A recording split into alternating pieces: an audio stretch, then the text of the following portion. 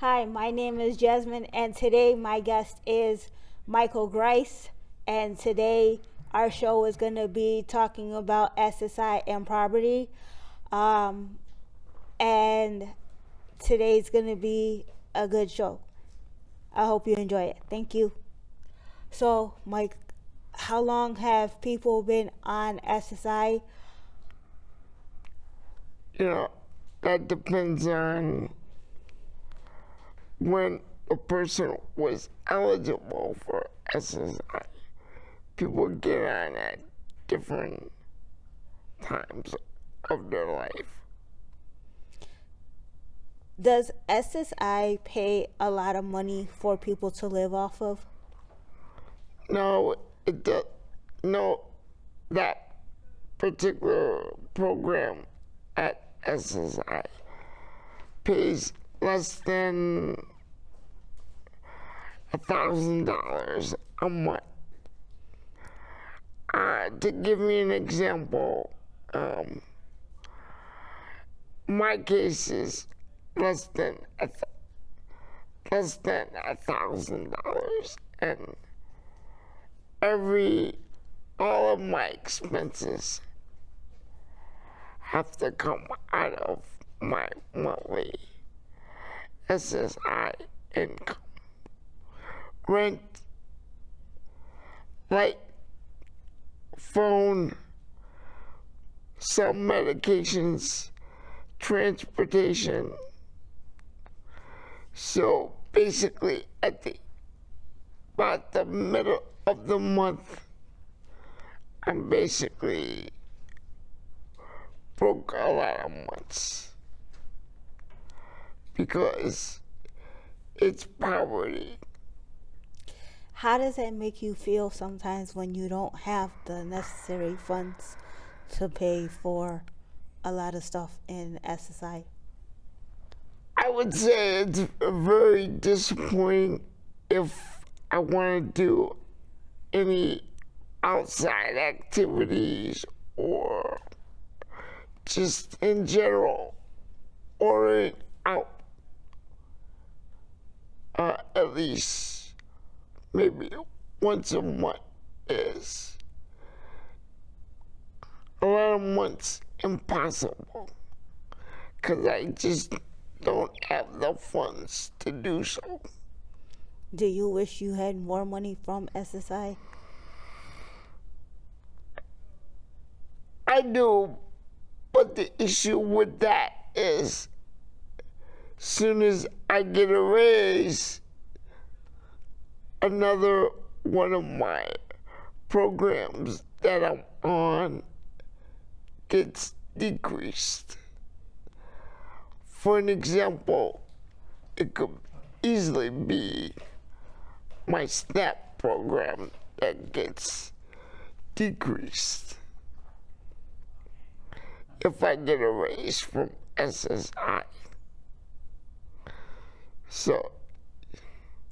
But I thought when you get a increase from SSI, they increase it up to the amount that you get. Not in all cases. it depends on how long you've been on SSI. Because I know I've been on SSI for 2 years.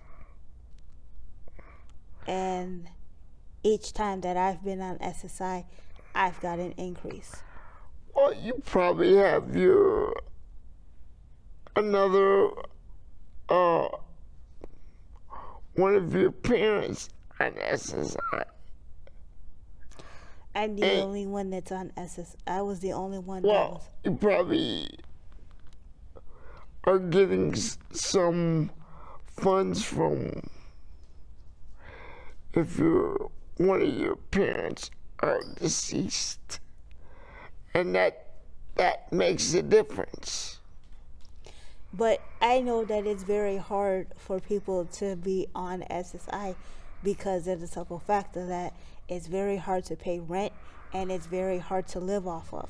Even when you go to apply for apartments, you're trying to basically apply for apartments on this one check, and this one check is not going very far except for rent and other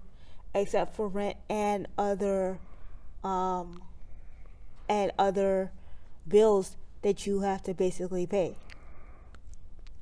Yeah, that's why people with disabilities have to really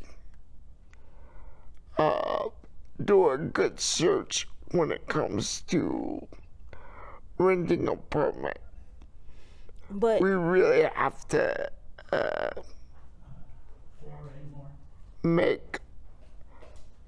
see how our income is going to match up with the rent amount, and that's very difficult. If you can't get a subsidy, it's basically not going to happen. And that's the bottom line to that. But what if your what if all of your SSI money was used on your rent and you did not have any money to basically use it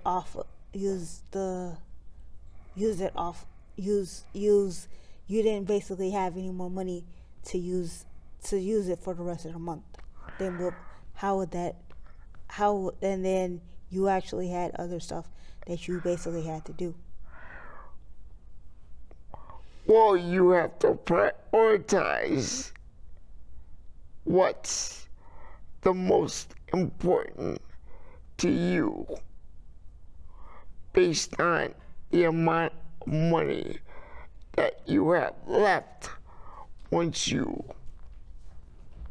pay the essential bills. Because I know I've been on SSI and wherever I lived at, it's like all my money went towards my rent, and my majority of my money went towards my rent, and then after that I did not have any money left over for the rest of the month. Well, Social Security Administration also has a formula that they use to calculate each person's income individually. So based on the amount of money that each person gets per month, somehow Social Security Administration uses their own formula to calculate.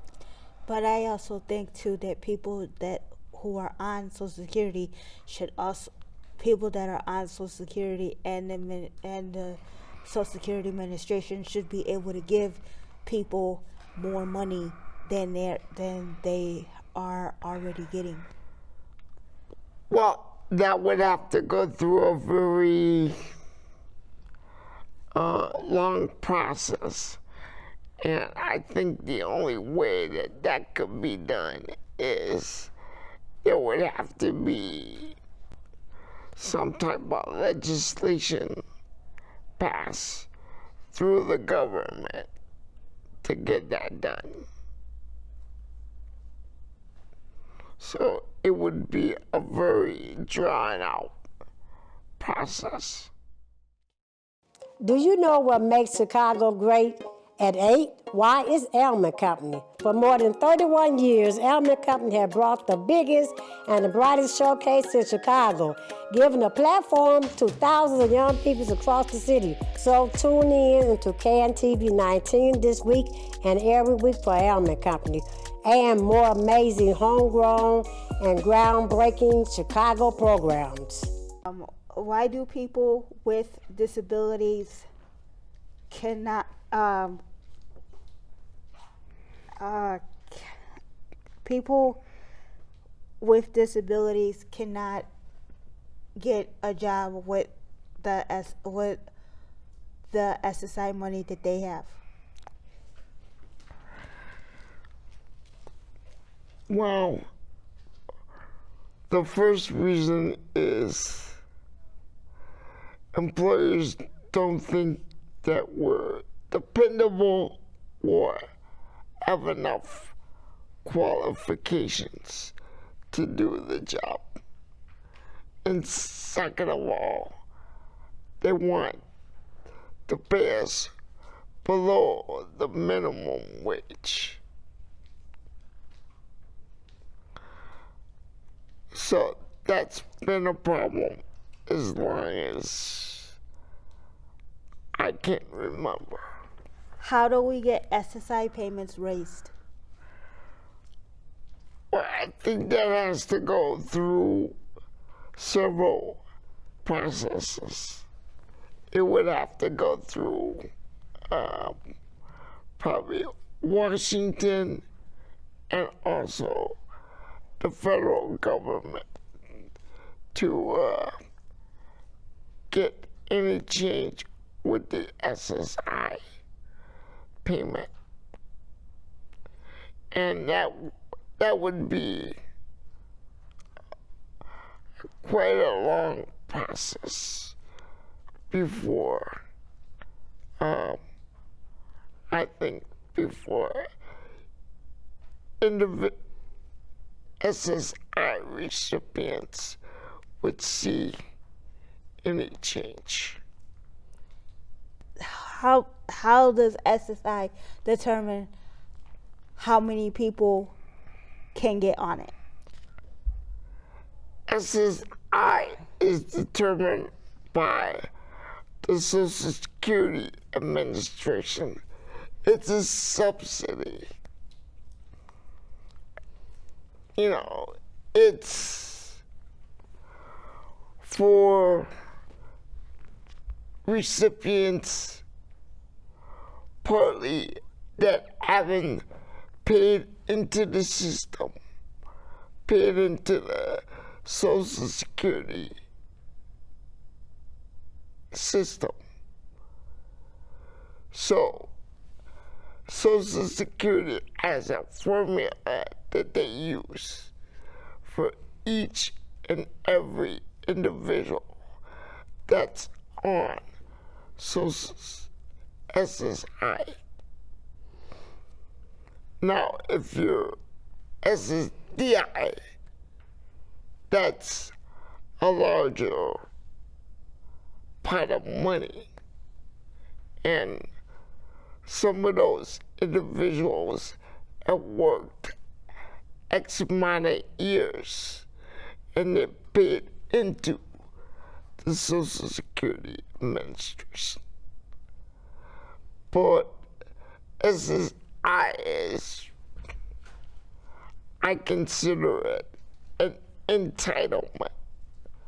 That means it's a small piece of money that individuals like myself receive on a monthly basis. Okay. How does SSI go into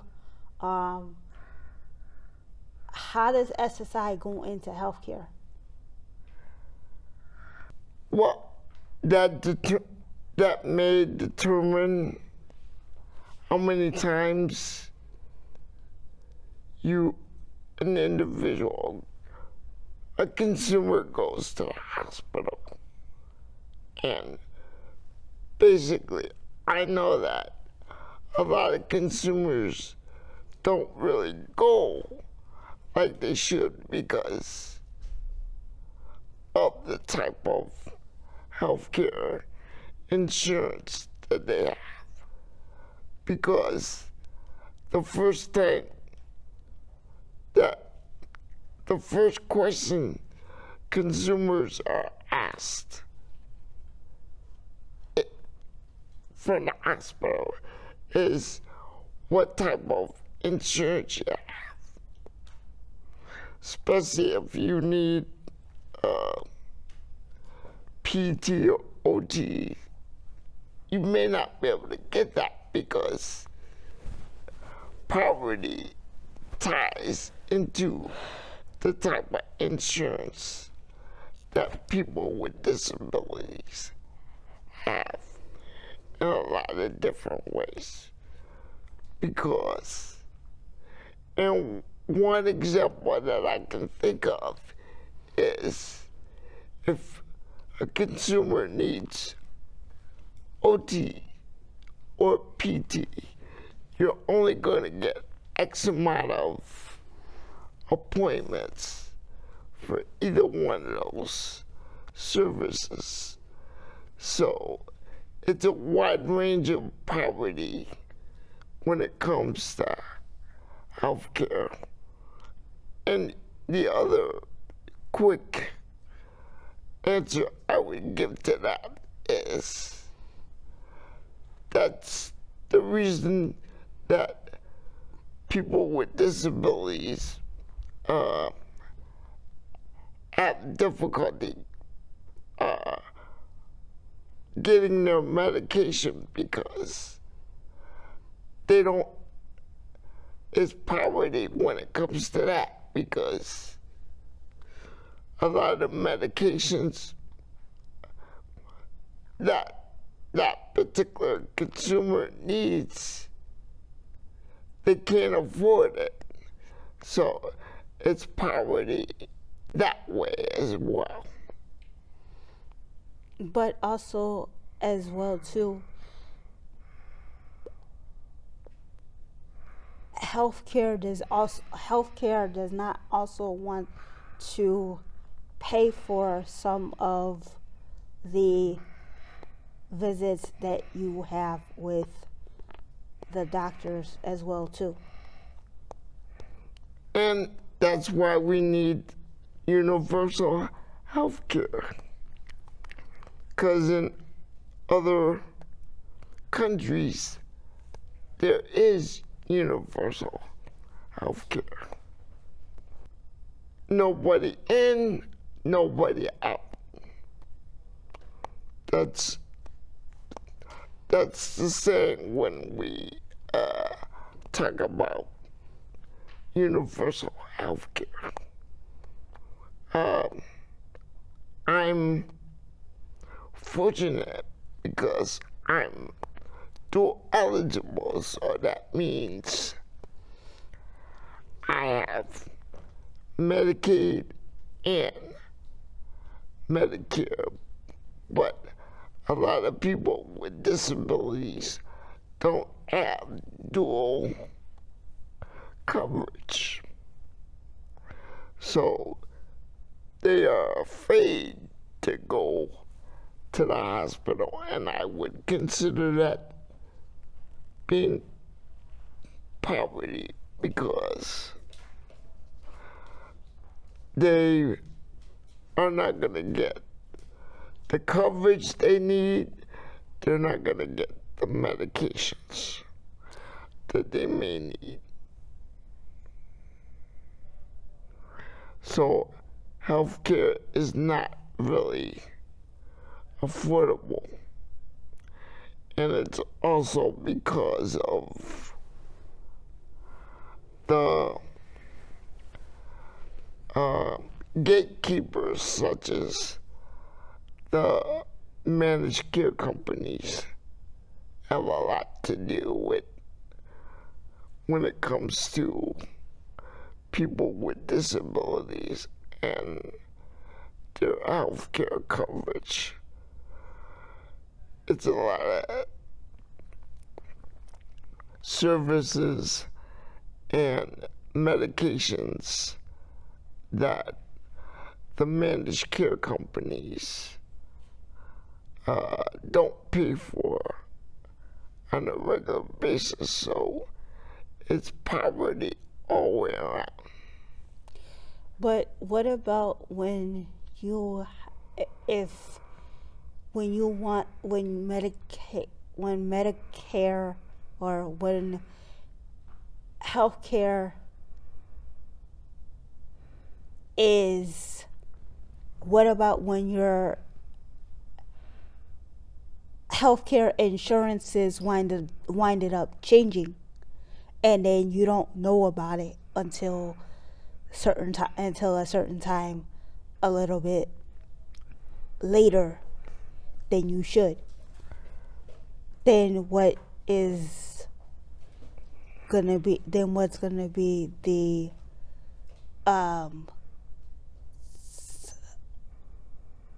then what is the solution with healthcare? You gotta come out of pocket, or do you have to just pay? You have to just hope that they're not gonna bill you. Yeah, it's tight. Well, the problem there is No. people with disabilities often fall through the cracks, and I would consider that Okay. a poverty issue. So there's a lot of work that needs to be done around healthcare.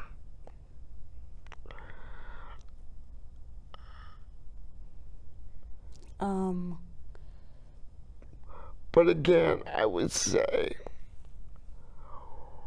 one of the solutions is universal health care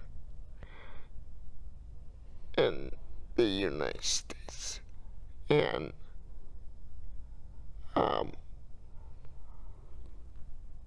that's the best, one of the solutions to the healthcare problem.